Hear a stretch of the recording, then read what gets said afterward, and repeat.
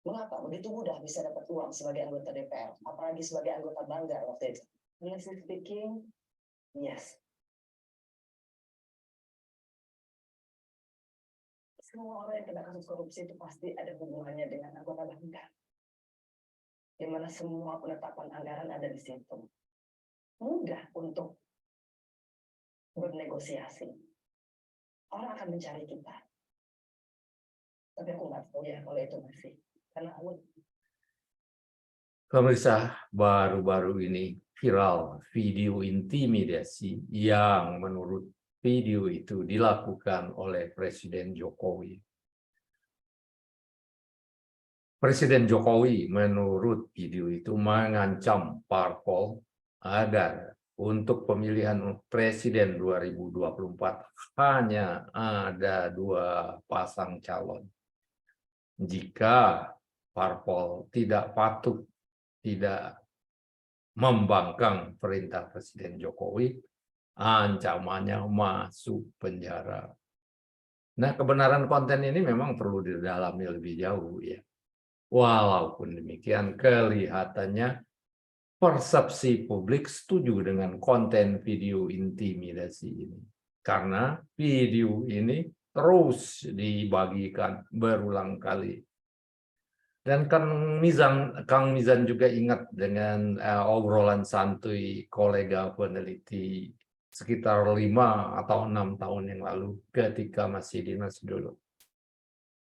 Menurut kolega saya itu, semua kita di mata aparat penegak hukum itu ada salahnya, banyak dosanya. Tinggal waktunya aja untuk menangkapnya. Dan yang ini juga kelihatannya banyak dianalogikan dengan kasus Johnny G. Plate baru-baru ini. Aparat penegak hukum itu sebetulnya sudah lama tahu kasus Johnny ini.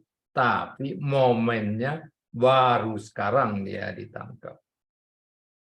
Secara lebih umum dapat kita pahami bahwa semuanya atau mendekati semuanya atau umumnya orang Indonesia itu ada salahnya, banyak dosanya di muka aparat penegak hukum. Tinggal kapan waktu yang tepat untuk menangkapnya. Nah, ini buruk bukan? Namun aparat penegak hukum itu tidak 100% dapat kita salahkan. Kelihatannya mereka juga berada di kolam yang serupa dengan kita. Yang kira-kira terima uang atau masuk penjara. Nah ini kira-kira mirip-mirip film Hollywood Godfather yang tahun 70-an, 80-an, dan sekarang masih sering diputar. Terima uang atau kamu mati. Jadi, bukan saja untuk melakukan korupsi, ya, tapi harus melakukan korupsi, dapat uang. Kalau kamu menolak, mau bersih, mau jadi pahlawan, hukumannya adalah mati. Hero atau bagiru kalau dalam bahasa Jepangnya, pahlawan atau kamu mati. Nah, ini sangat menyedihkan, sangat memprihatinkan sekali. Ini harus kita hentikan. NKRI harus kita selamatkan. Namun tidak perlu mengangkat bambu runcing, tidak perlu kita cari-cari senjata atau lain sebagainya. Tidak perlu menyiarkan video-video provokatif, video-video yang sangat vulgar.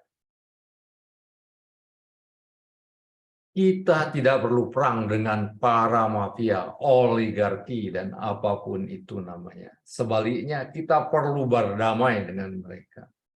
Maksudnya, jangan kurangi kue nasional yang mereka lahap sekarang. Yang perlu kita kerjakan adalah besarkan porsi kue nasional makanan rakyat. Kita kenyang, oligarki tetap kenyang. Kita kaya, oligarki tetap kaya. Semuanya bahagia. Beri pengertian kepada para mafia, oligarki, dan apapun itu namanya. bahwa program pencegahan korupsi mutlak harus dilakukan agar kue nasional itu dapat diperbesar. Pertarungan antara masyarakat sipil dan oligarki dapat dihindarkan. Berikan kesempatan kepada publik untuk mengawal APBN mulai dari saat perencanaan hingga evaluasi. Demikian pemirsa, wabillahi taufik wal hidayah. Wassalamualaikum warahmatullahi wabarakatuh.